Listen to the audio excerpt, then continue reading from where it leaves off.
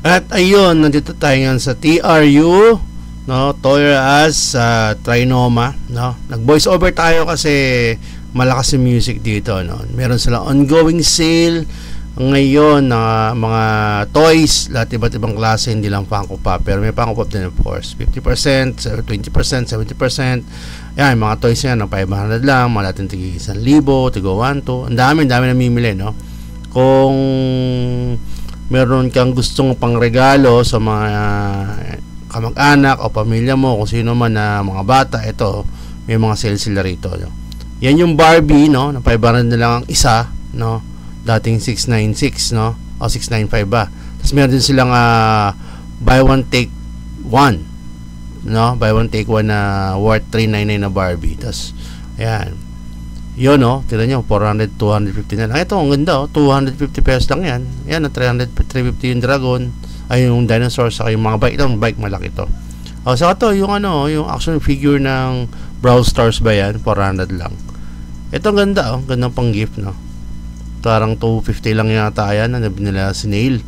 Yan, dami, yun, parang sa collectin to, no. May nakita ko, parang 4 pa yata yung characters na nandyan. Kasi hindi ko siya binili, no. Kasi laki ng space, ito 400, no? Although mura siya, kaso laki ng space na kakainin. So yan, wait pa tayo rito. Ang dami, marami pa to actually. Marami pa tong mga Nerf, naka-sale. Grabe, 700, mga tigwa 1 plus yan, mga worth mahigit yan. Ay, mga iba't ibang halong toys, lahat siguro ng mga overstock na rito, or sabihin natin ng mga hindi pa nabibili or nalagay sa warehouse, kung paano man, sinil nila. Yung Funko Pop ang mga binili natin, pero may binili tayong mga ibang toys din naman na hindi Funko kasi nga mura. Mga pangregalo natin sa mga inaanak natin, no? Na mga bata pa. Kasi ngayon puro matatanda na yung anak ko. Kaya bira na kami pumunta sa ganitong sale. Hindi kaya dati nung bata-bata pa tayo, mga bata pa rin anak natin. Pag may sale na ganito, pupunta kami ng wife ko para mamili. Ayan. So ayan, no. Ito, may Funko Pop pa rito, kaso ito yung mga damage box, no. Although mura pa rin siya, sayang nga dito. Ito, may nako isa rito yung wardrobe, no. Kaya lang medyo may sira pa rin. Yung jack na yun sa trend, sayang yun kasi ang nipis ng box tapos parang damage, no. Saka yung yung Batman ng motorcycle ba yun? Mga may damage, kaya natin kumuha. Yung 3-pack sana, 300 yung 3-pack ng Star Wars, sabi 3-pack. Ayan yung 3-pack, 800 yan. Kaya lang grabe yung damage, kaya hindi ko kinuha yan. Dami, di ba? Kinuha natin yung naka-sale doon sa mga good box, yung unang part ng video, nandun yung kinuha natin. Ito yung mga ibang Lego yata ito, I think. Lego set, no? Naka-sale din sila, pero hindi ganun kalaking mark doon ni Lego, no. So masapsan ang kolektahin to, kaso for me hindi ko kaya. Ito yung dito, may binil tayo rito para sa mga anak natin, no. Saka sa mga pamangkin, no. Kasi mura, biro mo, lalaki ng toys, 150, 200. Yung isa nakuha ko yung remote, ang ganda, 150 lang, no. Yan, ito pa yung section na to. Malaki kasi yung buong activity hall ng Trinoma, yun yung parang ginamit ng Toys R Us, no, na mga pinagsilat. Halo, may action figures, pumabay, panlalaki, yung mga bike na, ang dami. So, nakakatawang pumunta kasi napakarami, ang haba rin ng pila, pero mabilis naman kasi nakatapos sa counter kasi nga marami yung counter nila, handa sila, yan, diba? Yun, so pag uwi sa bahay guys, tingnan natin ano yung mga nabili natin at kung ano yung mga nakuha natin dito sa event na to. Nick Knock Talk. Woo! Ayun guys, nakauwi na tayo mula doon sa chaos ng ating pinanggalingan. Speaking of chaos, no, nakita nyo na sa likod ko, ayan, si Kratos, binili natin siya ng Boss Prot, no, ayan, para safe at makapal. Although alam naman natin tong hindi to pag-rail sa iba, pero for me, para sa $70 at isa sa mga gusto kong makuha ang pop, no, masaya na ako rito. For me, this is a grail for me na, no? So tatawin natin siya. May gustong bumili, pag-usapan natin na maganda. Pero for now, tago ko man is mine. Okay? So yan, countdown na ako naka-Boss Protector Plus, no? Si Kratos, no? Gusto ko to nung bata ako. Yung bata, nagtrabaho na ako. yung Kratos na God of War, paborito ko sa PlayStation niya. Kaya natin to pinos protector. For me kasi ang mga $70 no. So medyo kailangan protektahan. Okay? So yun. Ito may first boss prot na nilagyan no. So Kratos. Okay. Ayun. So as doon sa clip na nakita nyo no kanina. Grabe. Ang daming toys, no? Kaya lang sa Funko Pop medyo kukunti pa yung nakuha natin. Kukunti lang yung naka-sale doon sa Toy Kingdom. Kaya unexpected naman pumunta tayo doon, no? Na makakuha natin yung mga toys na yun. Pero may target ako eh. Yung 10-inch sino yun? I forgot the name eh. Pero sa may Moon Knight siya yung siya yung Avatar Bali niya, no? Avatar niya yung bida sa Moon Knight. Nakumutak ko yung pangalan niya. Pero gusto magkaroon nun. Kasi may nakita ako na parang naka-sale. Kaya lang hindi yata doon sa pinuntahan ko. Sa Pampanga pa, no? Kaya hindi tayo nakakuha. Pero may nakuha tayo some items dito na nakakatawa, nakapag-hunt tayo, no? Medyo mabilisan yung makikita yung camera sa naka-voice over kasi malakas yung music. Tapos hindi rin ka gano'ng makapag-vlog ng maayos kasi nga marami namimili. Kaya suggest ko na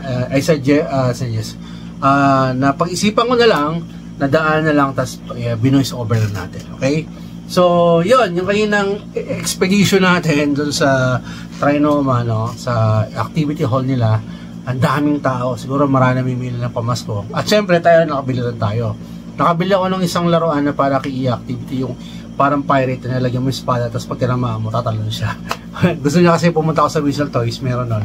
At gusto niya laruin yun, nakakita ko, bilhin na rin siya. Okay? And then, may nabili pa ako.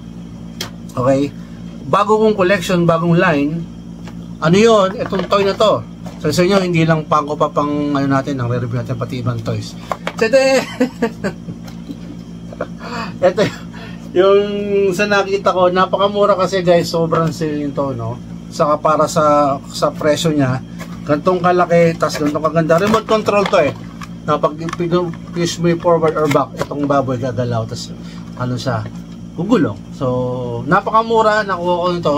You won't believe kung magkano ko nakuha to, di battery to, no? So, ito, pumapatak lang to ng 150 pesos. Kaya binili ko, ang ginawa ko, bumili ako ng dalawa. Okay. So, dalawa sila. Ayan. Sayang meron pang mga ibang karakter kaso wala akong makuha. And pinatest ko naman to gumagana lahat. So, meron pang asot po sa'yo. Sana kung meron, complete ko na sana yung set. No? Kaso isa pa lang. Magalo kay PPG nito. Pare-regalo ko to sa mga inanak ko. Marami po nakita kaso yung mga inanak ko kasi malaki na eh. Kukunti na lang yung mga infant o maliit. Kaya may dalawa kong pag-ibigay nito mga inanak ko. For sure matutuwa sila. Kaya sa Pasko, magandang paregalo kasi malaking tipid din kasi kung bibili mo to ng SRP sobrang mahal. Sinoy lang nila to. Siguro I think almost 70% discount na nabigay dito. Gusto ko pa mag-ikot kaya nung busan ng pera kasi yung dahil natin binili. Pakita ko sa inyo nakuha natin, no? Sa tong araw na to, no? Before ako pumunta ng Toy Kingdom, before nyo makita yung chaos, yung baboy joke lang, di po sa atin yun, ha? Pareregalo natin yun. Before tayo pumunta din sa kaguluhan doon sa pinunta natin kasi may appointment yung isa nating ka-business partners na sa Miss Joni Narciso. May kausap siya sa Starbucks SM North. Since coding tayo, since Friday po ngayon, na-shoot natin to, nakisabay na ako. Hindi ako kasama sa lakad niya, pero sumabay ako kasi alam ko nga merong sale sa Toy King, hindi Toy Kingdom, Toy R Us. So, sa Toy R Us, okay. Correct. Kung nasa Toy Kingdom kanina, hindi po sa Toy R Us. So nakisabay na ako, tapos pumunta ako dun sa Toy R Us sa Trinoma. And then may nakita yung mga naka-sale, no? Ng mga item, no? Pero before tayo pumunta ron, meron tayong pinick up ngayon sa Facebook Facebook Marketplace, no? Na sa fellow collector natin nakuha, medyo siyang pinost doon na nagustuhan ko, no? Pero ang nakita ko kasi ron isa lang, actually nakita ko yung kanyang Funko Pop na matagal ko nang gusto magkaroon nun, kaya lang medyo nag-hesitate pa akong kumuha. Pero actually, matagal na akong nakakita nun, pero naunahan na ako this time. Walang kumukuha sa kanya. So, I decided to buy it from him. No? Ano yung nakuha natin? Ito yan. So then, si Blade. No? Bili ko to kasi palabas na yung bagong reboot ng Blade. No? Mukhang magiging maganda kasi hinihintay din yun. Although marami nagsasabing hindi bago yung artista kasi there's still parang finding yung Wesley Snipes look. Pero ako, for me, yung Blade na gaganap, good sa'yo, no? And preparation for that, kumuha tayo ng Blade, no? Hindi ko alam kung ito yung OG. Comment down below naman kung ito yung OG, pero maganda condition niya and nakaano siya, oh. Exclusive pa siya, guys. So, kita niyo. Ayan. This is a 2021 Summer Con. Okay? So, hindi ko lang kung yung limited to, pero good catch. Kung di mo makukuha, still, this is a Marvel, so definitely keep natin to, no? So, galing to kay, shoutout natin, so si Dan. Dan ba yun? Dan Collectibles ba? O Dan Toys? Tingnan natin. I-sure natin. Kasi sa kanya, ko siya i-shoutout ko siya. Si Dan Toys PH. Nako guys, grabe. Napakadaling kausap niyan. Kaya kung makikita niyo yung post niya, sure, buy na po kayo sa mga toys niya kasi napakamura po ng kanyang mga binebentang toys, no? Ayun, si Sir Dan. Sir Dan, thank you very much nga pala dun sa deal na binigay mo sa akin, no? Kasi malapit na siya sa amin, nito na siya sa Tondo. And then, nakita ko, kasi yung delivery, Lalamove, medyo nasa 100 plus sa mga 160 na 120.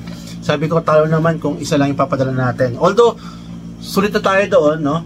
So, pero, sabi ko, sayang shipping, so sinulit natin. Naghanap pa tayo ng isa, nakakita naman tayo, itong She-Ra, sa kanya rin galing to. Sir Dan Toys PH, okay? So, this is special series, Glow in the Dark. Nothing significant, hindi naman ganun kamahal to. Pero, nung bata kasi ako, mga cartoons na pinaparin ko ito, pandagdag lang doon, pambawas lang ng ng shipping cost, kaya natin kinuha to, no? So, maganda rin naman siya, gusto ko naman siya, kung makakuha tayo ng He-Man na ganitong glow na rin, na mura rin, siguro, kikip natin, tapos pagtatabi natin, no? So, itong dalawang to, kay Sir Dan PH Toys, no? Sir Dan, thank you very much again. Nakuha natin to ng 1,470, kasama po yung shipping cost na, no? So, 1,470, so lumalabas, napakamura pa rin ito, no? At, syempre, pangako, no? Si Sir Dan Toys PH, no? Wag nyo na pa-vouch po yan, kasi pag napanood yung Knock yan, matik po yan, nakadil ko na po yan. Kaya si Sir Dan sa atin, legit check yan. Good na good. Madaling kausap, okay? So, bali itong dalawang to, nakuha natin sa kanya ng 1,470, no? Pero itong si Blade right now is nasa $23, no? At si She-Ra naman nasa $11. So medyo mura lang na, pero okay lang kasi gusto ko naman to. So lumalabas $23, $11. Okay? So mamaya kumpitin natin lahat ng total natin na nakuha natin. Magkano gas natin. So kay Sir Dan, ang gas natin 1,470 kasama shipping. Pero sa Toy Kingdom, no? Kinumpit ko lahat ng nakuha natin ng mga Funko Pops doon. Hindi nang sinama yung baboy kasi pagre-regalo ko yung pati yung dalawang pirate na nakuha natin. Pero ang gas natin dito almost 4,000. Siguro isa ko na lang, tapos kumpitin na natin ng mabilis, okay? So dito muna tayo sa Toy Kingdom, no? Yung nakuha natin. Okay, kasi dalawang sa pinuntahan ko eh. Yung isang ko na na-cover sa Philbar, sendahan ko ng bit-bit. Isang malaking ganito bit-bit ko yun. Ito natin itong bag na to. Puno ito, puno. May lumaapo pa rito, no? So, hindi na-film yung sa Philbars, sa Toy Kingdom lang. Nakaka ko sa Toy Kingdom ng 4 Pops. 4 Pops na nakuha natin, plus yung mga toys na inuwi natin na pangregalo. Kaya napuno yun. And then, ano ko natin sa kanya, 3 2-pack, 4 na 2-pack, saka isang Funko Pop. Yung unang natin yung Funko Pop sa na 4-inch sa Toy Kingdom mo tingin. Sa Toys R Us, sorry sa Toys R Us is ito na ko natin sa Toys R Us, okay. Si wardrobe, nagkaroon ako nito, no? So napakamura na lang binenta to. Yung nasabihin ko no price. May sira sa tinanggal ko na eh. Pero napakamura, napaka-steal nito. Kasi meron lang siyang konting, na ba? May konting damage sa dito. Ilang ang damage siya. Yung iba kasi talagang wasak eh. Ito lang medyo nakita kong buo. Pero para sa price ito, I think nasa mga less than 200 pesos. Kaya okay pa rin to, no? So si wardrobe. So wardrobe, I think check ko na to eh. Kanina ang value nito nasa around $18. Pero syempre, sa dami siya nakuha niya, hindi to 18 siguro. Pwede ito, mga around $10 na lang siguro, no? Okay, correct. So wardrobe, okay? Tapos, yung pinaka-highlight nung punta ko sa Toy Kingdom, sorry. Hindi Toy Kingdom, Toy R Us, ang kulit mo. Toy R Us po tayo, no? Ang nakuha po natin doon, ito po yung pinaka-highlight. Si Darth Maul, at saka si Gar sa, Saxon ba? Tama ba yung o Saxon? Gar Saxon, no? So, Glow in the Dark to, SE, Special Series, no? Maganda yung mga box na nakuha ko, pinili ko talaga sila. May lang di may iwasan kagaya ito, medyo angat, normal naman sa tupak yun, pero wala naman siyang greases, no? Ano? Toy R Us, ang presyo niya SRP is 1,499. Pero syempre, nakasales na hindi na nakuha ng ganung halaga yan. Okay? Ang isa nito right now is, I think, ang PPG price nito, hindi I think, sigurado ako, no? Is $26. No? $26, pero ang kinuha natin sa kanila, okay, is not one, not two, but hindi ko numawakan. So then, 4 pieces na kuha natin. 4 pieces. Ayan. Okay. So, bitaw ko na, baka bumagsak eh.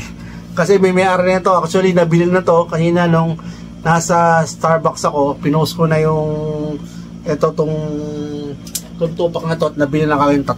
So, isa na natitira. Pero baka pag napost natin to na-sold na yan. Pero, ang bilis pinost ko. So, kasi mura, sobrang mura, no? Yun yung nakuha natin sa Toy R Us. Marami pa rin, kaso hindi ko trip yung mga ibang nakasale nila. Yung Joker, medyo Joker na comic book, medyo namamanan pa ako kaya hindi natin kinuha. Pero, syempre, hindi tayo pwede dumaan sa Philbars, no? Yung sa Sky Garden and saka doon sa Multiverse sa taas. So, dumaan muna tayo doon sa, syempre, sa baba, sa Sky Garden. And then may nakita ko, nag-iikot-ikot lang ako, nagulat ako, may nakita pa akong gandong klaseng pop. Okay? Ito nakuha natin. Grabe. 2020 pa, no?